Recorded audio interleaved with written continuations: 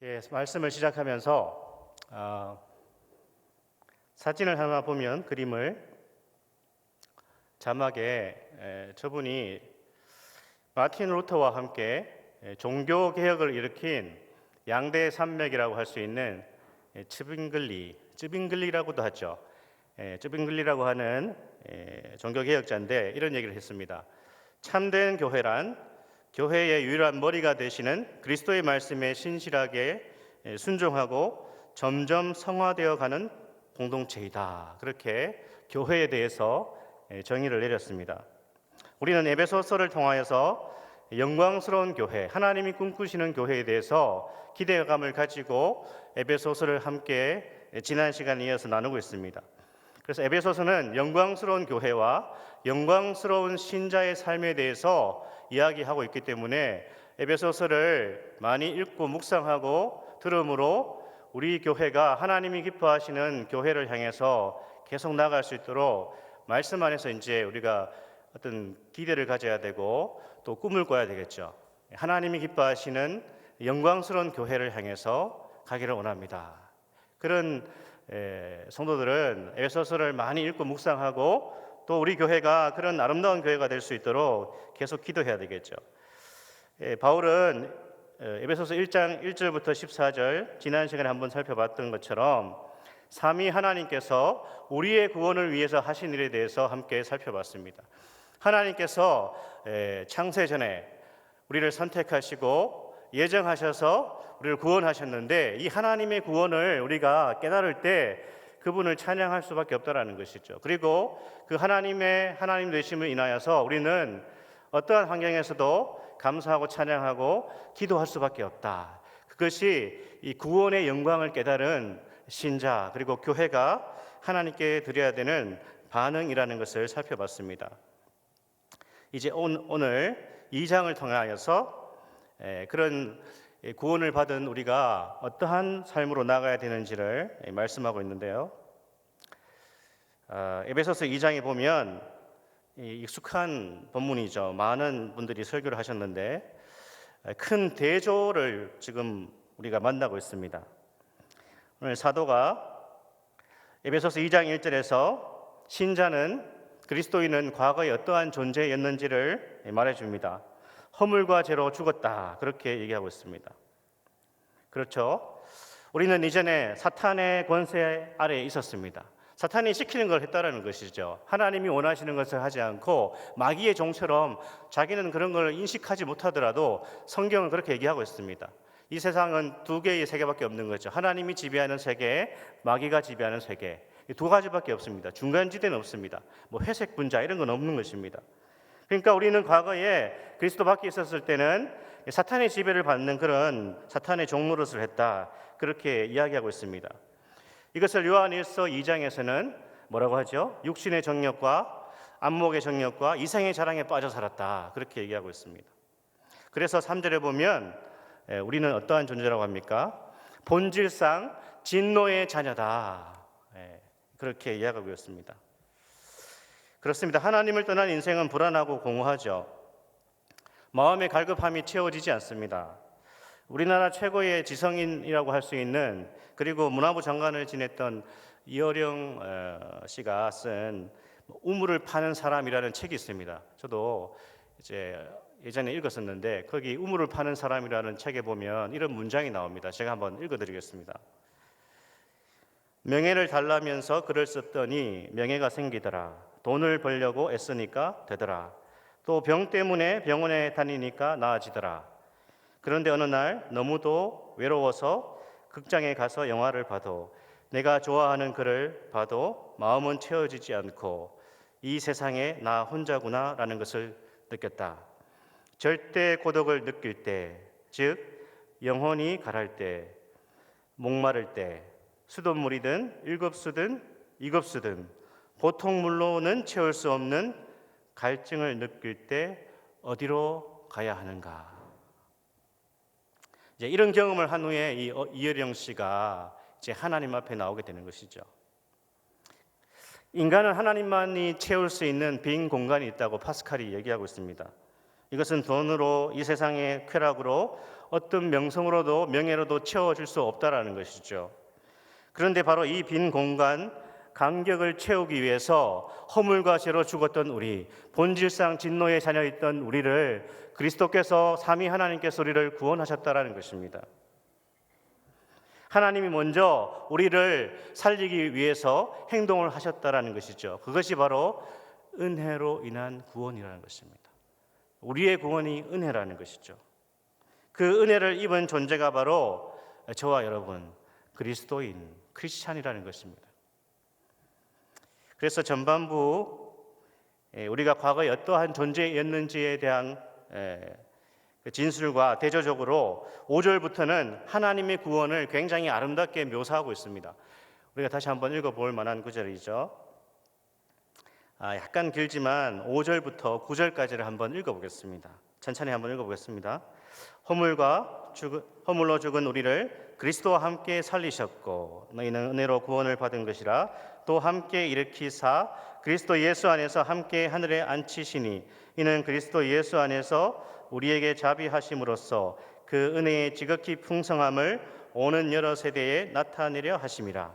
너희는 그 은혜에 의하여 믿음으로 말미암아 구원을 받았으니 이것은 너희에게서 난 것이 아니요 하나님의 선물이라. 행위에서 난 것이 아니니 이는 누구든지 자랑하지 못하게 함이라. 4절에서 보시면요, 읽지 않았지만 4절에 보면 성경 2장 4절에 보면 긍휼이 풍성하신 하나님께서 우리를 사랑하셨다고 되어 있습니다. 그리고 오늘 같이 읽었던 5절에 보면 우리를 일으키시고 허물로 죽었던 우리를 그리스도와 함께 살리셨다 뿐만 아니라 일으키시고 그리스도와 함께 하늘에 앉히셨다 이렇게 되어 있습니다. 특별히 여기 중요한 표현이 하늘에 앉히셨다 그렇게 되어 있는데 이 말의 의미를 좀 알아야 됩니다. 하늘에 앉히셨다라는 것은 성령 안에서 주어지는 새로운 생명을 의미합니다. 그러니까 성령 안에서 새로운 존재에 새로운 생명을 부여받게 되었다라는 것이 하늘에 앉히셨다 그런 뜻입니다. 그것은 곧 거듭남이고 부활의 생명을 우리가 누리게 되었다 그런 뜻입니다. 구원 역사의 새로운 시대가 열렸다라는 뜻입니다. 그러니까 우리는 이 그리스도 예수의 우주적 승리를 우리도 같이 누리게 된다 그런 아주 광대한 의미에서 복음적 진술입니다. 그러면서 8절과 9절은 이 구원의 놀라운 진리를 설명하는데 우리가 다시 한번 읽어볼 만한 구절입니다. 8절, 9절만 한번 같이 읽어볼까요?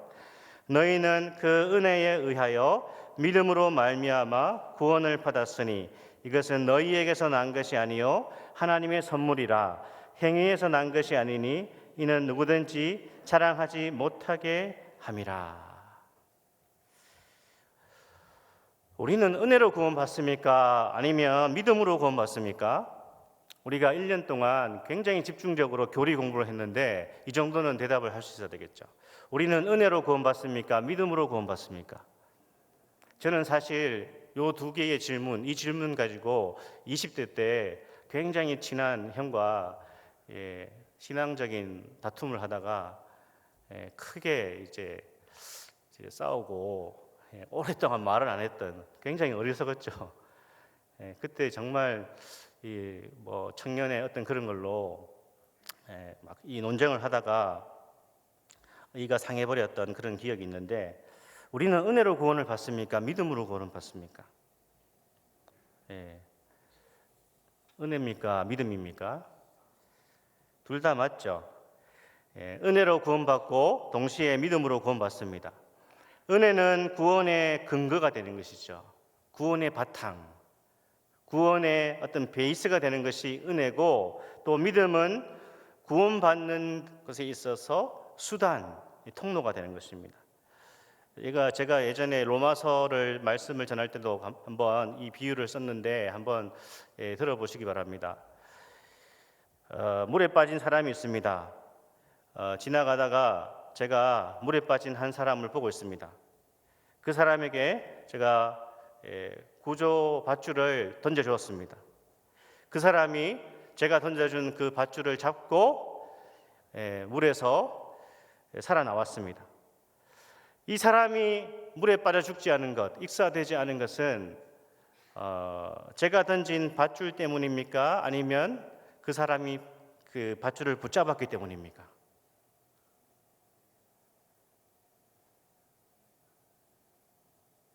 쉽기도 하고 어렵기도 하죠. 제가 던진 밧줄 때문에 살았습니까? 그 사람이 그 밧줄을 잡아서 살았습니까? 둘 다죠. 둘 다인데 엄격하게 얘기하면 제가 던진 밧줄이 더 먼저라는 것이죠. 제가 밧줄을 던지지 않았으면 그 사람은 밧줄을 붙잡을 수가 없는 것이죠. 우리의 구원에서 하나님의 은혜가 먼저인가, 우리의 믿음이 먼저인가 했을 때에 성경은 하나님의 은혜가 먼저라고 얘기하고 있습니다. 그러나 많은 신학과 또 다른 교단에서는 이 둘을 같이 가져가거나 아니면 믿음이 먼저라고 말하기도 합니다. 하지만 저는 성경적으로 볼 때에 하나님의 은혜가 먼저라고 그렇게 믿고 있습니다. 믿음은 은혜를 받는 수단과 통로가 됩니다. 하나님이 주신 은혜를 붙잡아야 되는 것이 바로 믿음이라서 믿음도 굉장히 중요하지만 하나님께서 먼저 은혜를 베푸셔야 되는 것이죠. 그래서 우리는 우리의 믿음을 자랑할 수 없습니다. 놀라운 사실은 우리가 믿는 그 믿음, 하나님의 복음에 대해서 반응하는 그 믿음 자체도 하나님이 은혜를 주셨기 때문에 우리가 믿음으로 반응한다는 것입니다. 그러니까 신자의 모든 것은 다 은혜라는 것이죠. 그래서 사실 내가 믿음이 굉장히 좋다고 자랑하는 것은 그렇게 보기 좋지도 않고 그렇게 성경적이도 않습니다. 오히려 믿음이 좋은 사람들은 자신의 믿음 없음을 고백하는 것이 믿음 좋은 것이죠. 구원은 시작부터 끝까지 은혜라는 것을, 오직 은혜라는 것을 오늘 우리는 에베소서 2장을 통하여서 다시 한번 확인할 수 있습니다. 마틴 로이드 존스라고 하는 20세기의 유명한 설교자가 있는데 그분이 쓴 에베소서 강해라는 책에 보니까 이런 내용이 있었습니다. 한번 들어보시기 바랍니다. 그리스도인이 되는 것은 온 세계에서 일어나는 가장 근본적인 변화요, 가장 심오한 사실이다. 불신의 상태에 머무는 것과 신앙을 갖는 것은 죽음과 생명의 차이요, 무덤에 있는 것과 세상에 나와 자유롭게 활보하는 것의 차이다. 그러니까 하나님께서 허물과 죄로 죽었던 본질상 진노의 자녀였던 우리를 그리스도 안에서 살리신 이 놀라운 사건이 얼마나 위대한 사건인지를 이 강해 설교자가 진술하는 것이죠. 그것은 무덤에 죽어서 무덤 안에 있는 것과 살아나와서 다시 생명을 얻어서 활보하는 것의 차이, 엄청난 차이라는 것이죠. 과연 우리가, 저와 우리 성도님들이 예수 안에 있는 이 놀라운 변화를 정말 처음 예수님을 믿었을 때 그때만 경험하고 있지는 않은지, 우리에게 주어진 이 은혜가 어떠한 것인지를 우리는 에베소서를 통하여서, 2장을 통하여서 다시 확인해야 되는 것이죠. 이건 엄청난 변화라는 것입니다. 여러분, 저와 여러분이 이 은혜를 받았습니까? 이 은혜를 아십니까? 나에게 주어진 이 놀라운 은혜가 어떤 것인지를 여러분 날마다 기억하고 있습니까? 이 은혜를 안다면 내가 과거에 어떠한 존재였고 그 상태에 머물러 있었을 때 나의 최후가 어떻게 될 수밖에 없다라는 그것을 우리가 깨달았다면, 그리고 나에게 주어진 이 놀라운 변화, 이 은혜가 어떠한 것인지를 우리가 정말 제대로 깨달았다면 우리의 삶도 달라져야 되는 것이죠. 죽었다가 한번 살아나면 아주 굉장히 심하게 아프거나 아니면 큰 어떤 위기 가운데서 살아난 경험을 한 후에는 좀 달라지지 않습니까? 인생을 바라보는 어떤 시선도 달라지고 자기 삶에 대해서도 그렇고, 그래서 때로 우리는 우리 인생에서 하나님께서 고난을 허락하시는 이유가 거기에 있는 것 같습니다. 최근에도 우리 교회에 이제 몸이 불편하신 분들, 질병으로 이제 가운데 있는 분들이 있어서 신방을 가보면 굉장히 막 마음을 졸이죠. 이 빨리 호전이 돼야 되는데 낫지를 않고 있으니까 너무너무 이제 당사자도 그렇고 가족들은 너무 이제 조마조마한 겁니다. 근데 저도 뭐 사실 올 초에 이렇게 입원도 하고 했었는데 그 순간에는 정말 너무 이렇게 여러 가지 생각이 많이 들더라고요. 이거 막 이렇게 뭐 MRI도 몇 번 찍고 머리 막 이렇게 병원에서 막 심각한 얘기도 막 나오고 이러는데 여기 지금 내가 여기서 이 하늘나라 가면 안 되는데 뭐 이런 생각도 되고 우리 애들 아직 어린데 주님 이러면 제가 뭐 그런 생각도 들잖아요. 근데 이제 병원 신방 가서 보면 어떻게 될지는 우리가 다 알 수 없지만 그 막 이렇게 빨리 호전이 돼야 되는데 이런 간절한 마음을 가지고 있는 우리 집사님들을 만날 때 좀 이런 생각이 들더라고요. 우리 장로님도 계시지만 지금은 너무너무 힘들고 또 두렵기도 하고 염려도 되지만 그 어려운 순간을 지나고 나면 모든 것이 좀 새로워지는 것이죠. 우리의 하나님 앞에서의 어떤 마음가짐, 신앙, 삶을 대하는 태도가 조금씩 많이 이렇게 달라진다는 것을 알 수 있습니다. 여러분, 정말 우리가 과거에 어떠한 존재였고 그 상태로 있었다면, 그 상태로 우리가 죽는다면 어떠한 일이 일어날지를 우리가 제대로 하나님 말씀에서 깨달았다면, 그리고 나에게 주어진 이 은혜라는 것이 어떠한 것인지를 우리가 안다면 이제 우리 삶의 중심은 그리스도 중심으로 변화되어야 하는 것입니다. 삼위 하나님을 위하여 그분의 영광을 위한 삶으로 우리의 삶이 계속 나아가야 되는 것입니다. 그런 은혜가 있기를 축복합니다. 그리스도 중심이 되어야 되는 것이죠. 사도 바울을 일평생 가슴 뛰게 한 그것은 다름 아니라 이 복음이었습니다. 복음. 이 놀라운 은혜, 이 놀라운 진리를 저와 여러분이 깊이 깨달았으면 좋겠습니다.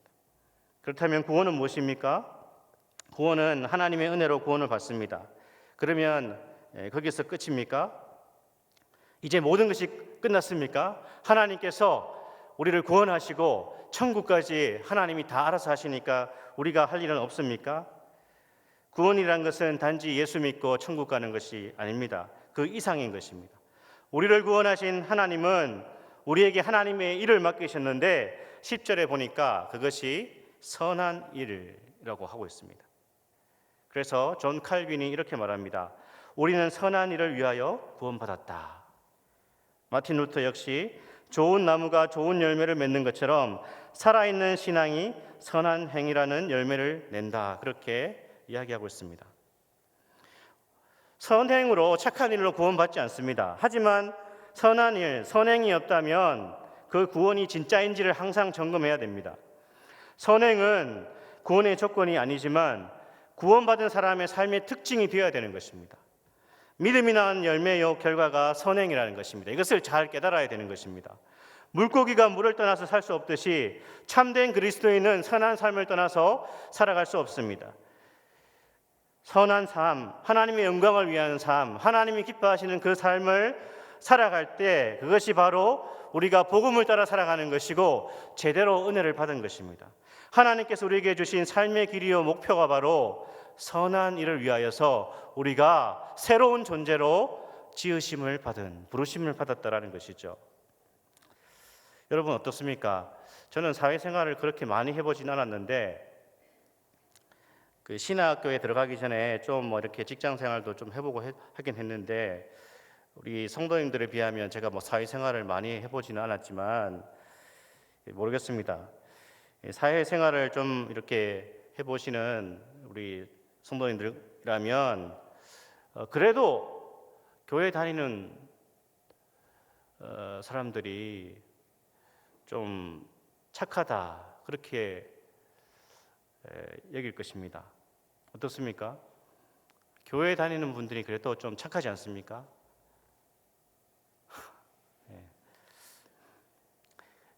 일단은 이제 표면적으로 볼 때 교회 다니는 신자들이 말도 부드럽게 합니다. 친절하고 또 대부분 순수합니다.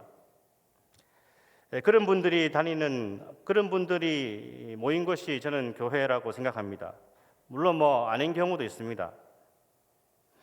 하지만 신실한 그리스도인들은 대부분 착한 사람들이라고 생각합니다. 아닌 경우는 저는 이렇게 생각합니다. 제가 항상 저에 대해서 변호하는 것인데 그나마 믿어서 이 정도다. 세상 사람들은 교회를 많이 비난합니다. 교회 다니는 사람들은 이기적이다. 교회 다니면 사회생활을 못한다. 교인들은 말만 잘하고 혼자 잘난 척한다. 교회는 맨날 돈만 내라고 한다. 이런저런 비난을 합니다. 물론 그런 비난이 전혀 근거 없지는 않을 것입니다. 하지만 그럼에도 불구하고 그리스도인들은 교회는 세상과 다르고 또 달라야 되죠. 참된 그리스도인은 복음을 만난 사람들은 그 전과 다른 삶을 살아가는 것입니다. 우리는 교회에 대한 잘못된 이미지, 오해를 풀어주는 그런 사람으로 살아가야 될 것입니다. 한 종교개혁자는 이런 말을 합니다. 믿음이란 성령의 선물로서 삶을 변화시키는 힘이다. 진정한 믿음이 들어왔다라는 것은 우리의 삶이 변하는 것이고, 오늘 에베소서 2장 10절에 의하면 선한 일을 위하여 지으심을 받은 존재로 하나님의 영광을 위해서 살아간다는 것입니다. 가끔 주일학교 아이들이 부모님을 전도해 오는 경우도 있습니다. 아이들 때문에 부모가 교회에 나오는 경우가 종종 있습니다. 왜 그렇습니까? 그 아이들이 복음을 논리적으로 설명해서일까요? 조리 있게 설명해서 부모가 그 아이의 조리 있는 복음의 설명을 듣고 교회에 나왔을까요? 친구 따라 교회에 다니던 자기 아이의 모습을 보니까 이전과 달라져서 그 부모가 놀라는 것이죠. 교회를 1, 2년, 3, 4년 계속 다니는 자기 아이와 이웃집 아이를 비교해 보니까 삶이 달라지고 있는 자신의 아이를 보면서 도대체 교회가 어떤 것인가? 교회에서 무엇을 가르치길래 우리 아이가 오늘 표현에 의하면 착하게 그렇게 변화됐는지 궁금해서 한두 번 교회를 오다가 주님을 만나는 경우도 있는 것입니다. 제가 저희 아들에게 안 듣고 있겠지만 아들에게 친구들이 너 때문에 교회 나왔으면 좋겠다. 네가 그런 사람이 됐으면 좋겠다라고 지나가는 말로 하니까 우리 아들이 이렇게 말했습니다. 걔들 다 불교야. 저도 할 말이 없습니다. 저도 생각해 보니까 목사라고 하지만 제가 저희 아파트 이웃에게 복음을 구체적으로 적극적으로 전하지도 못하는 것 같고, 제가 정말 전도하는 새로운 사람들도 별로 없는 것 같습니다. 그렇습니다. 하지만 우리는 제대로 된 그리스도인들이 되어야 되고, 제대로 그리스도를 만나도록 우리의 자녀들을, 다음 세대를 하나님의 말씀으로 바르게 교육해 나가야 되는 것입니다. 죄와 허물로 죽었던 우리, 하나님도 없고 소망도 없었던 우리를 그리스도의 십자가로 우리를 살리셨다고 에베소서가 강조하고 있습니다. 우리는 십자가에서 나타난 하나님의 자비와 거룩함과 사랑을 경험한 그런 인생이라는 것입니다. 십자가는 가장 단단한 마음도 깨뜨리고 가장 차가운 마음도 녹여버리는 것이, 그 단단한 마음을 깨뜨리고 이 얼음장보다 더 차가운 그 심령을 녹이는 것이 바로 십자가의 능력이라는 것이죠. 중요한 것은 그 그리스도의 보혈이, 그 피가 여전히 우리 안에 순환하고 있다는 것입니다. 그것을 인정하든 인정하지 않든 주님의 놀라우신 그 보혈이 물리적이 아니라 영적으로 우리 안에 순환하고 있는 것입니다.